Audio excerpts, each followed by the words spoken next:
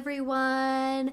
My name is Evie Lupine. Welcome back to my channel, and today I have another video for you all. Today we are going to be talking about pain tolerance, and I'm so excited for this because it was one of those topics where my brain was just like, we have to discuss this because I have so many thoughts and ideas.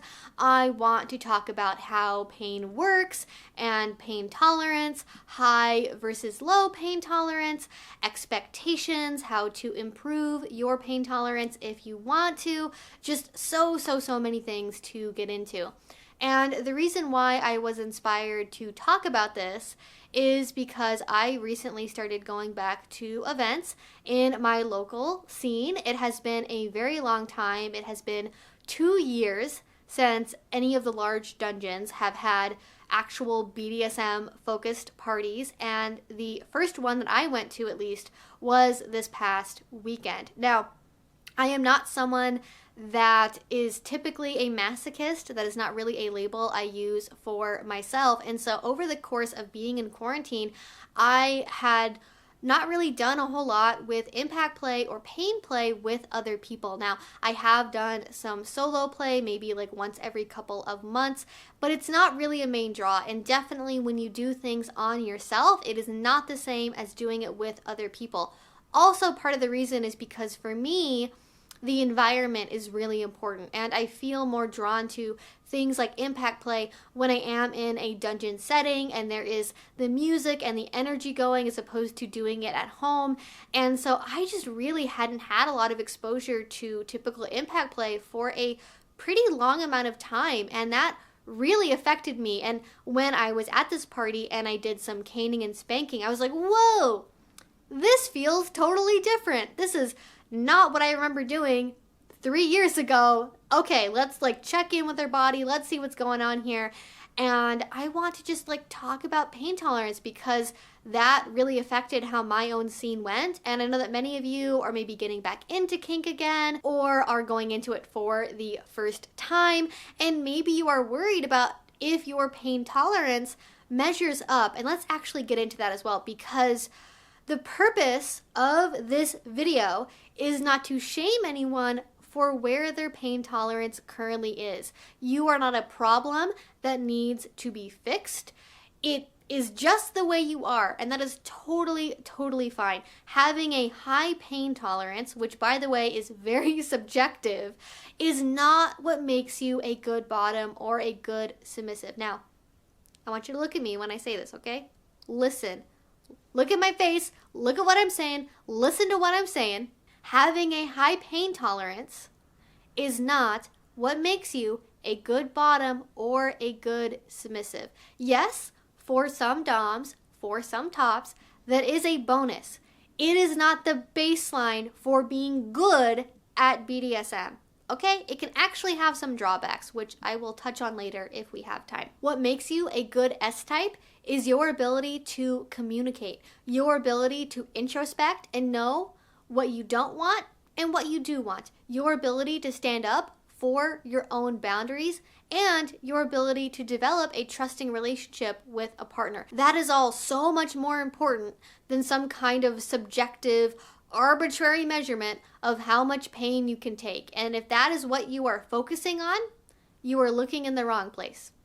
That disclaimer being said though, pain is kind of a big part of a lot of people's BDSM, and some people do feel insecure about where their pain tolerance is at, and for many reasons they may want to work on it. And I think to understand more about pain tolerance, we have to talk about how pain works in BDSM. I'm gonna get very mildly sciencey here. This is not necessarily 100% accurate. I have not fact checked this with a doctor or something, but my own personal intuition about how this works is we have a type of pain that we can experience that is called nociceptive pain. And this refers to when you basically have nerve endings that are responsible for sensing pain inputs and taking that up to your brain and alerting your brain that like something is happening that needs to be paid attention to. In the same way that you have nerves that can tell when it's cold or when it's hot. Very similar to that. And I think people think that increasing pain tolerance in BDSM is like about making those nerves dead and deadening the nerves and just getting completely numb. That is not actually what happens. Nociceptive pain is something that is not typically very responsive to long amounts of stimuli over time. It is not something that gets like acclimated to more pain. And actually, in fact, especially if you are someone who experiences chronic pain, you may be familiar with this. But actually, when you have a lot of pain that is happening over a long amount of time, it can actually make your receptors more susceptible to sensing that pain and making them more sensitive as opposed to less sensitive. So actually, the thing you are working with primarily when you are dealing with pain processing and with pain tolerance is actually your brain, not really your nerves, because your brain is taking that information from your nerves and going, what do we do with this information? Because your brain is in control of how it chooses to react. Are we going to have this very intense response and alert our body to needing to move to get out of this scenario? Do we need to act very quickly? Or can we be kind of mellow about this? And our own brains come with their own individual ways that they choose to interpret these signals, how much they react, when they choose to react, how intensely they react, because at the end of the day, what your brain is doing is choosing, hey, is this dangerous? Do I need to listen to it to avoid injury, to avoid catastrophe? And your brain makes that decision based on so many factors. Yes, your own unique personal brain chemistry, but also your emotions and your memory content as well. So for example, if you are someone that is brand new to BDSM, initially your brain, not really knowing necessarily how to process caning or spanking, is going to rely on memories to kind of interpret, is this something we need to have a big response to? And for some people, especially if you experienced spanking in childhood, that might immediately go to that place of like, this is scary, this is bad, I don't have control. And that is why we have to be careful when we are playing with new things, because our brains can go to those memories and cause us to have a very pronounced reaction that we might not even consciously be expecting to have. As well, again, the emotional content is very important. That is why something like impact play, even when you are used to doing it, can feel very different when you are doing it in a fear play scene versus a light-hearted, loving, cuddling spanking. So all of those factors can contribute to how we initially deal with pain. So the tool we're using is the brain. How do we get the brain to be comfortable with pain, to react differently and less intensely to consensual BDSM experiences? One of the key things is time. Now, when you are first doing BDSM and everything is new, it's all new sensations, parts of your body that have never been touched that way before are being touched that way. You might be anxious, you might be nervous, you might feel uncomfortable being in front of a bunch of people while you're naked. If you're doing it in public, you might not even necessarily fully trust your partner to know what they're doing. All of that can make things very, very intense. But as you go on in your kink journey, as you do things more, you can become more relaxed. You become more relaxed in terms of being more trusting with your partner, feeling more comfortable in the environment that you are in, knowing mentally what to expect so you are not as anxious or as nervous. That can actually help you increase your pain tolerance. Your mental and emotional state are really, really key. If you are feeling really stressed out, if you are feeling really anxious, if you are nervous, any sort of those really intense negative emotions that are very activating, that is going to make it more likely that the pain is going to feel more intense. When you are relaxed, when you are breathing at a normal pace, when you feel like you are in a trusting, safe environment, that is going to give your brain different information on how it chooses to respond. When you are nervous, anxious, when you are feeling afraid, maybe even, your brain's going to go, okay, well, based on that context, I maybe need to react more strongly here, and this maybe is more dangerous. Whereas when you are breathing in a slower, more rhythmic way, when you are physically relaxing your muscles, your brain's gonna go, okay, maybe this isn't so dangerous. Maybe I don't need to react more strongly. And the more and more you do that, the more and more you practice being in that relaxed state while doing something with pain or with impact play, the more of a habit and more of a pattern and rhythm your brain's going to go, okay, well, we kind of know based on the pattern that when this happens and we're in this state of mind, things are okay. We don't need to panic and we can relax more because we know that like bodily injury isn't taking place here. So again, it's all about that brain hacking really at the end of the day.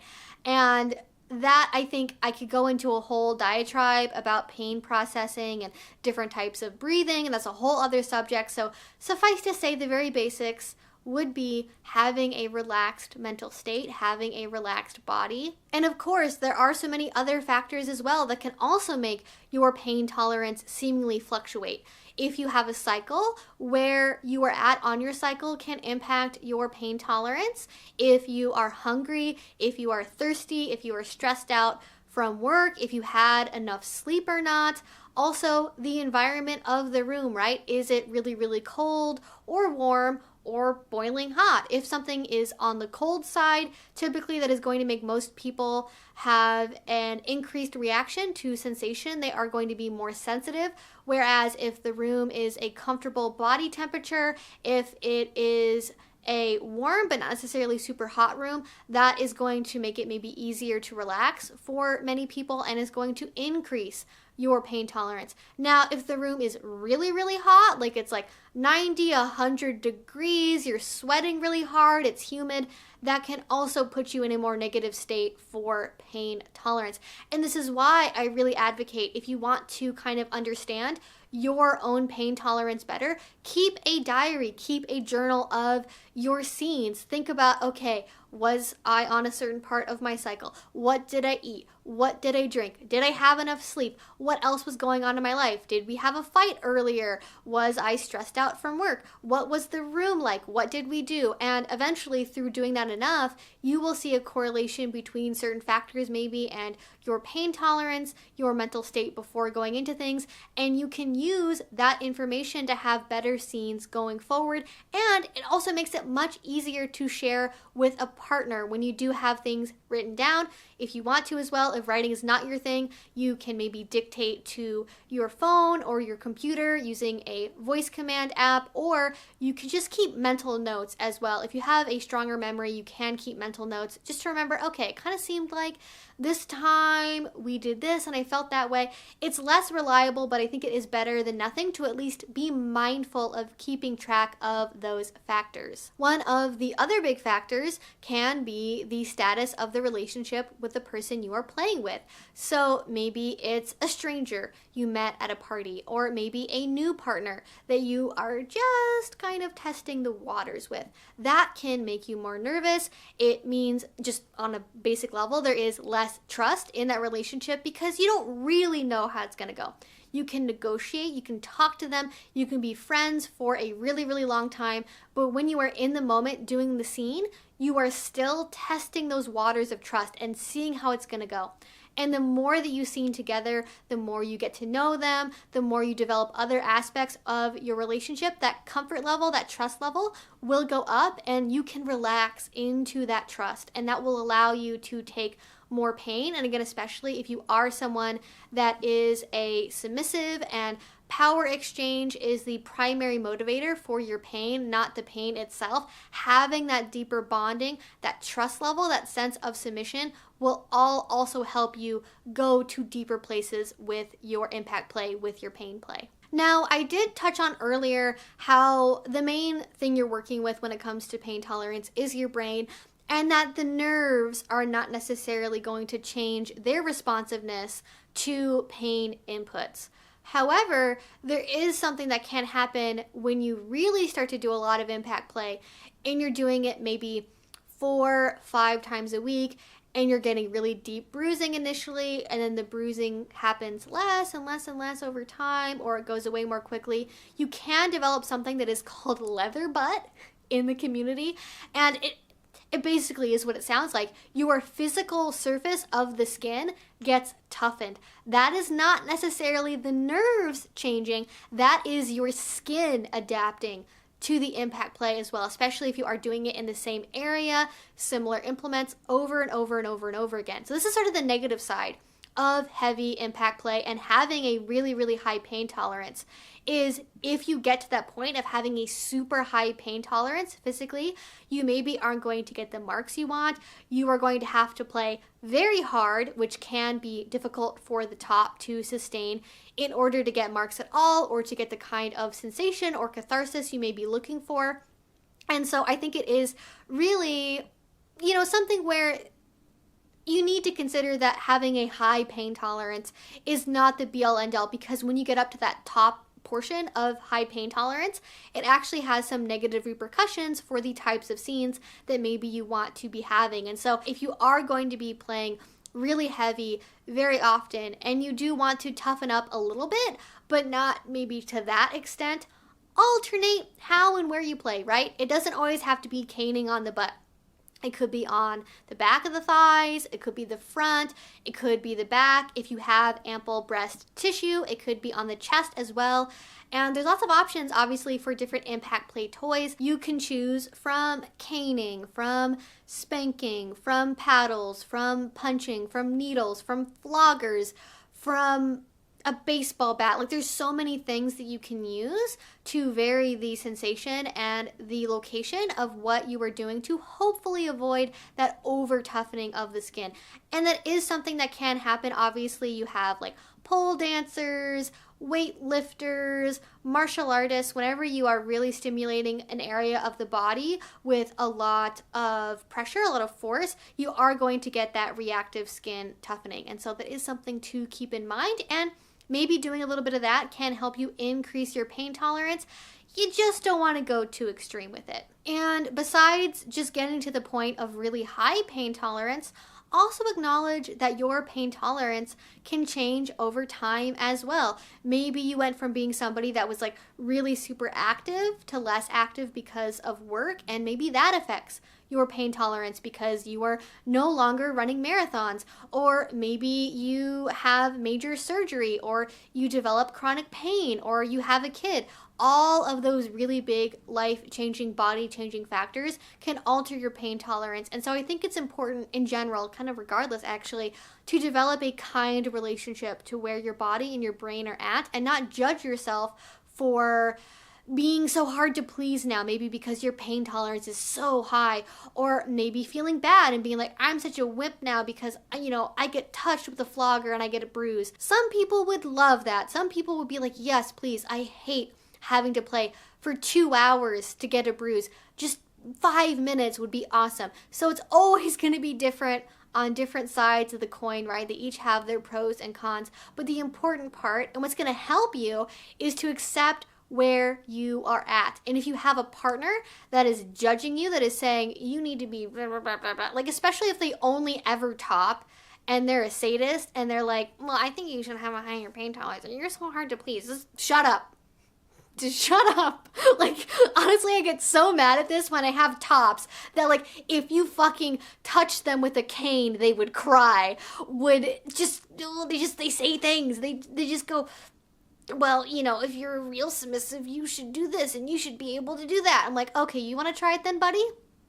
Because a lot of them will not put their money where their mouth is on that. And it is, sorry, just a pet peeve of mine. So don't tolerate that. If you have someone in your life that's acting that way, they're not worth it probably, but that's just my 2 cents. Now, with my rant being over, I want to cover kind of 2 more things before we wrap up today.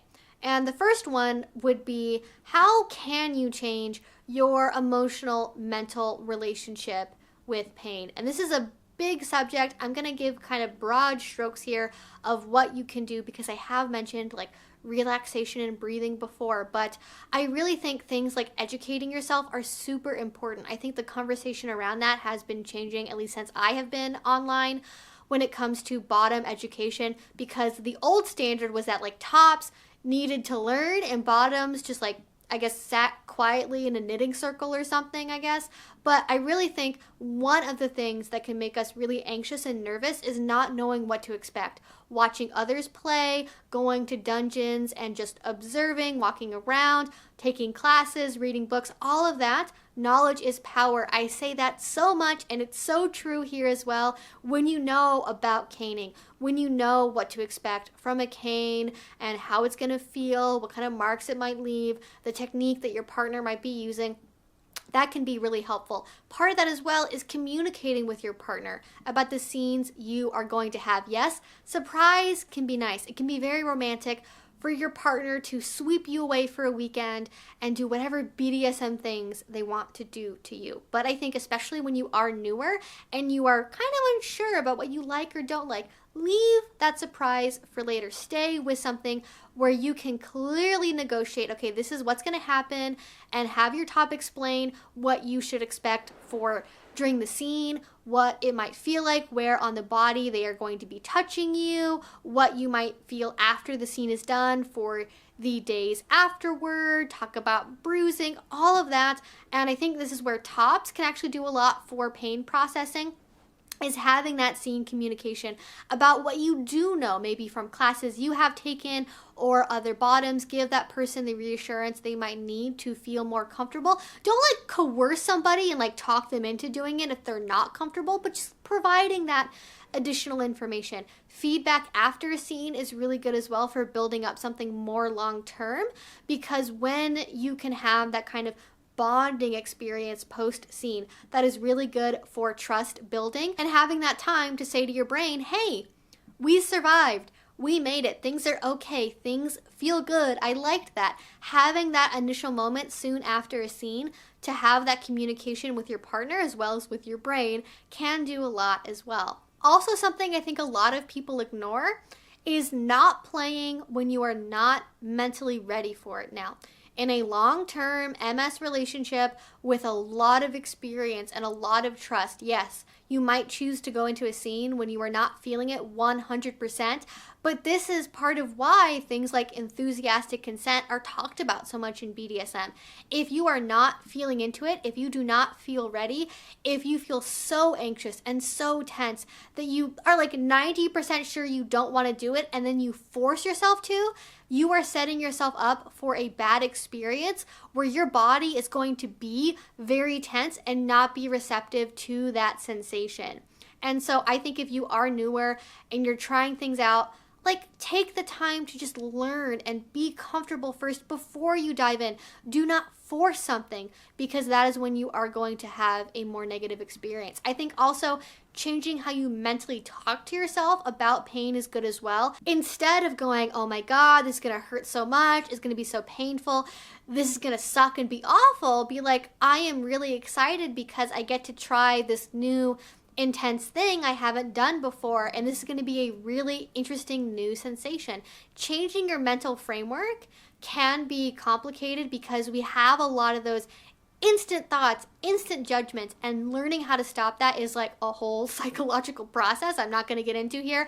But when you do notice it, take that time and say, hey, I'm going to reframe this in a different way. I'm going to change how I approach that mentally. And that's going to give your brain the correct path to go on. That's going to help you have that more positive experience. And I have talked about this one a lot in other videos, so just very briefly, I always think before you do a scene, especially when it is newer to you and you are feeling kind of nervous, take that time to do a body scan. Check how you are feeling in your body. If you do feel really anxious and stressed or really relaxed, see what you can do to help yourself get in a more relaxed frame of mind. And if that feels really impossible, then you know you are likely in a scenario where it is not going to be a good idea to go forward.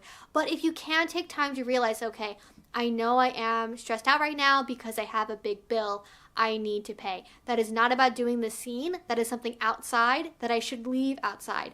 And I'm going to relax my body, I'm going to relax my mind, and I'm going to be here and enjoy this moment. And if you can get into that rhythm of some nice calm breathing, relaxing your body ahead of time, even if it's just for like 5 seconds, a minute before you actually start playing, that can make a really big difference. Also, when you are receiving pain, keeping your body relaxed generally is going to lessen the intensity of the sensation versus having your body be really tense. And this is a quote that I have said many times now that I heard at Kinkfest a few years ago.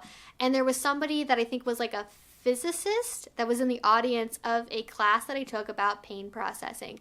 And they said the way that they think about it is that pain is resistance.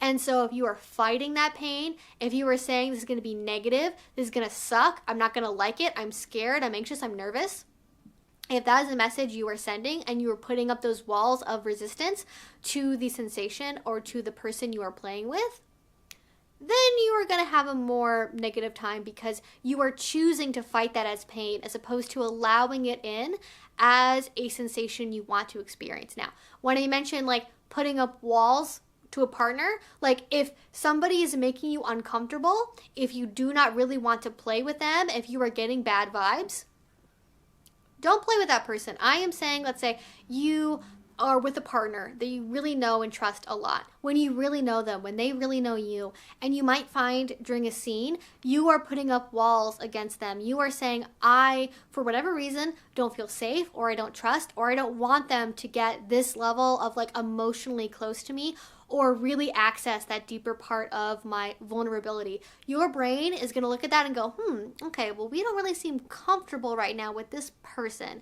So this might be dangerous. And obviously, that could cause you to have a stronger reaction to the pain because you don't want to have that person access that deeper level of vulnerability, or for some reason you just don't feel comfortable. And that is a whole other thing that is worth addressing, especially overcoming those boundaries. If you feel resistant to letting somebody in that deeply, that can eventually impact your ability to do certain kinds of BDSM play, maybe the way that you want to. Now, to wrap up here, because again, there's so much I could cover, and my brain is still like, oh, we should say this and this and this. Gonna narrow it down to just this one last thing, which is, of course, if you do sexual BDSM, incorporating sex and orgasm can help you with your pain tolerance. There is something you can do where essentially you train someone to orgasm from pain. I'm not going to talk about that. That's like a whole other can of worms there. But orgasm and sexual stimulation for a lot of people is very positive and very just inherently pleasurable. And if that is you, pairing something you like with something that is new, potentially uncomfortable, can help your brain learn, okay, this is like a thing we like and are also comfortable with.